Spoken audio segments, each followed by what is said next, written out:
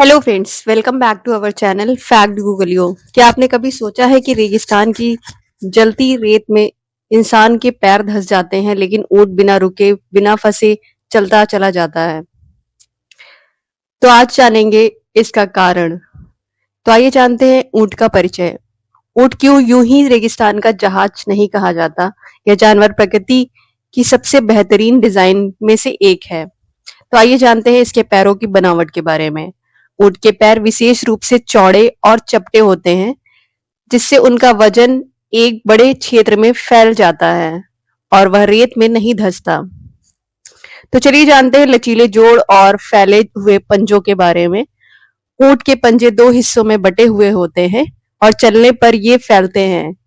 इससे सतह के साथ संपर्क बढ़ता है और स्थिरता मिलती है। तो चलिए जानते हैं ऊंट के शरीर का भार का वितरण कैसे होता है। ऊंट का शरीर ऊंचा और संतुलित होता है। इसका भार पैरों पर समान रूप से पड़ता है, जिससे कोई हिस्सा ज्यादा नहीं धंसता। तो आइए जानते हैं रेगिस्तान में जीवन की चुनौती के बारे में। जहाँ रेत 50 डिग्री सेल्सियस तक गर्म हो सकती है, वहां ऊंट के पैर उसे छूकर भी जलते नहीं।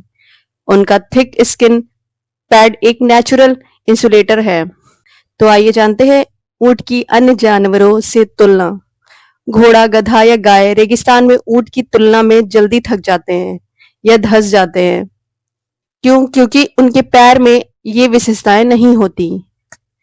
तो चलिए जानते हैं ऊंट के विकास की कहानी के बारे में। मिलिए ऊंट के पूर्वजों से जो कभी घने जंगलों में रहते थे, लेकिन धीरे धीरे रेगिस्तान के लिए अनुकूल हो गए। तो चलिए जानते हैं मिडिल ईस्ट और अफ्रीका के ऊंटों के बारे में। सिर्फ भारत ही नहीं बल्कि मिडिल ईस्ट, नॉर्थ अफ्रीका और मंगोलिया में भी ऊंटों की एक अनोखी बनावट उन्हें कठिन जगहों में जीवन देती है। तो आइए जानते हैं ऊंट और मनुष्य का संबंध क्या है। ऊंट न सिर्फ सफर का जरिया है, बल्कि दूध, ऊन और ईंधन जैसे संसाधन भी देता है, और उसकी चाल ने सभ्यताओं को जोड़े रखा है।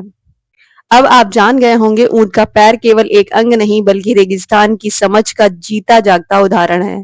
क्या आपने कभी ऊंट की सवारी की है? कमेंट में बताएं और इस वीडियो को शेयर करें। मिलते हैं अगली वीडियो में एक नई जानकारी और फैक्ट के साथ। तब तक के लिए जुड़े रहिए हमारे चैनल के साथ।